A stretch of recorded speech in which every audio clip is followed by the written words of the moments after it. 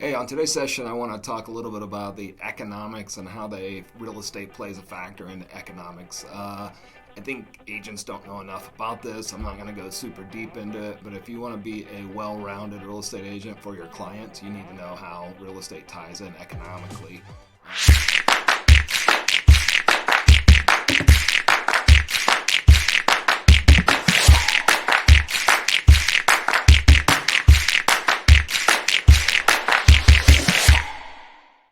However, before we begin, click our buttons down below, subscribe to our channel, like our videos. Feel free to put comments in here if you want. At the end of the video, I'll put a website out there. If you put comments, we'll send you any of our tools, systems. We've got a lot of things in real estate going on after being in business for 10 years. Real estate is a crucial component of the economy. It can have a significant impact on various economic indicators, specifically things like GDP, employment, consumer confidence. So the key economic factors that influence real estate markets are these four things. The first one is interest rates. So interest rates have a significant impact on the real estate market.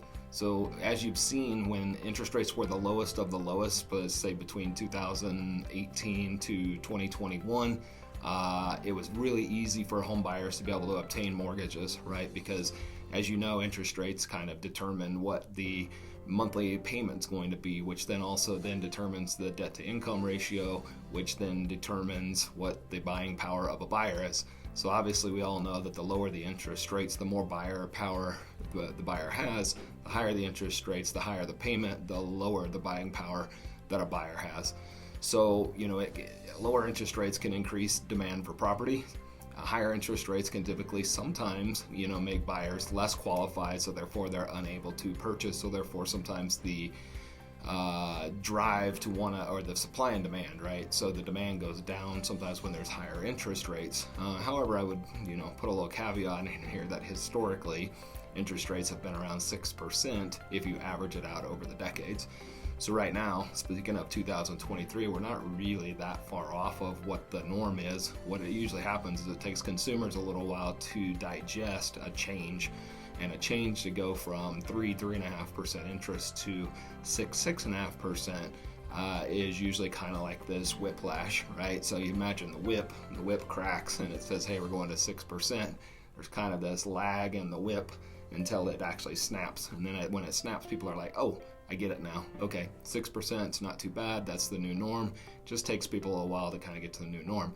However, the housing market specifically is a critical component to the economy. So if oil and gas and energy is another critical component, manufacturing, things like that, if there's any looseness in any of those legs on the table, if you will, it causes some ripple effects into the economy.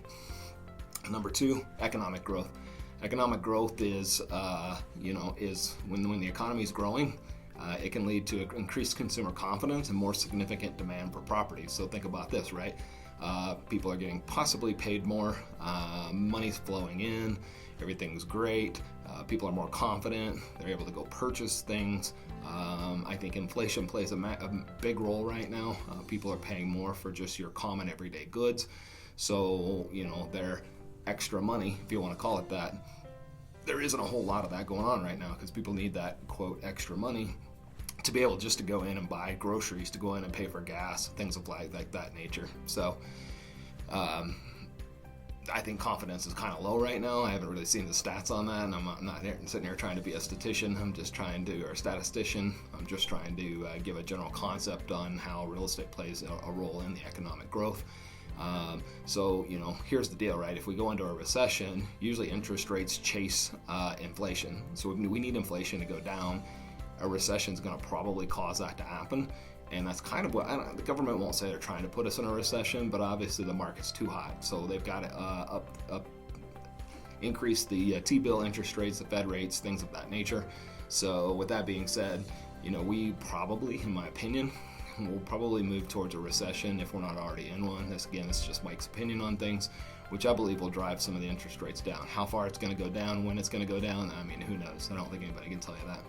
The third thing is demographics. Population growth, changes in household sizes, shifts in age, income, demographics are also the influence in the real estate market. So an aging population may lead to increased demand for retirement communities, and other senior type housing.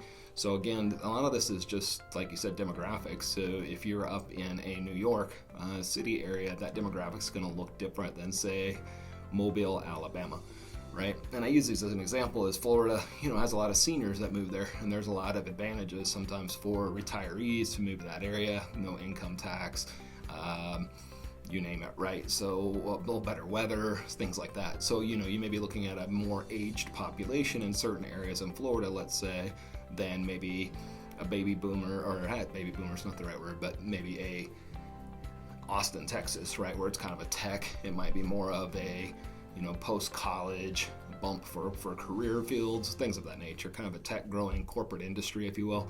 So I guess all that just matters is you got to know the demographics of your area and what you should be marketing to and how that applies to the economic growth in an area. So specifically, demographics could also be employers.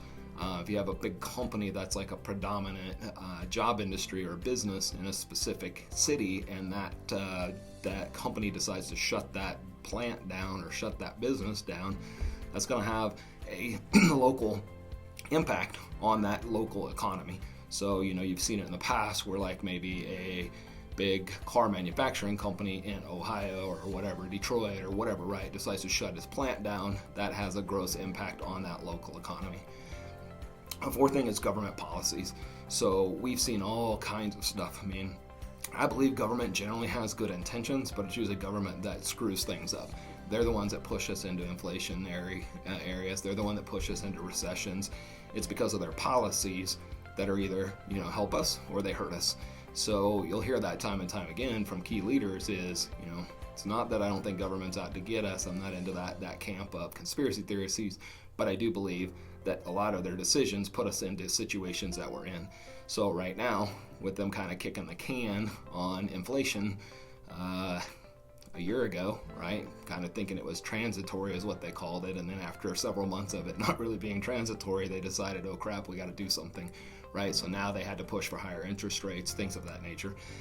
I don't believe ever it was I don't believe it to be true that anybody in their right minds would ever thought interest rates on mortgages was going to be at 3% forever, right? So we're now paying the other side of that coin, right? They were so low for so long that it ebbs and flows, and now we're in this position of, okay, crap, we got to pay the piper for that time of, money was being printed during COVID. Those were government policies, right? They were able to pump money into the system to be able to keep everybody afloat during COVID, but when you borrow money or you print money, there's always a backside to that as well. So government policies, we've seen other things like tax incentives. We're seeing things like 40, you can, if you have an FHA right now, you can actually redo that loan and make it a 40-year loan. I'm sure there's pros and cons to that. That's not really today's conversation, but you're seeing some government policy changes in there to try to help, in their opinion, right, real estate, because it all ties to the economy. You'll also generally see some tax incentives. They have different programs, as you know, with loans on the VA, which is usually zero down for our veterans. So all of those things play a role into government policies. At the local level, you can see affordable housing maybe policies. You can see restrictive zoning policies. There's just a lot of different things that come into play, and that's usually your government at hand.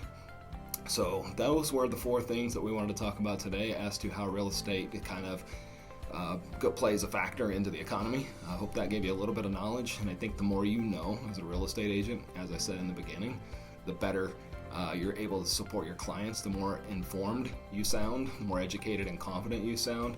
If you're just there to sell homes and not give them, you got to understand some of this is opinion based, right? And you have to go into a conversation with, this is just my opinion, because you don't want them to think it's facts.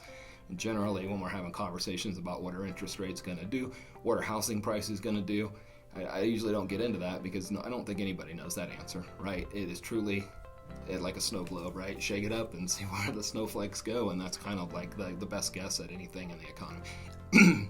In fact, if people could predict those things, then we'd have a lot of billionaires because they would be able to predict stock and things of that nature. So anyways, click our links down below. Got my Calendly link here if you want to reach out and talk to me about anything. Again, I'm definitely not an economic expert, but this is just kind of a high-level precursor conversation. And be sure to like our videos, and we'll talk to you soon.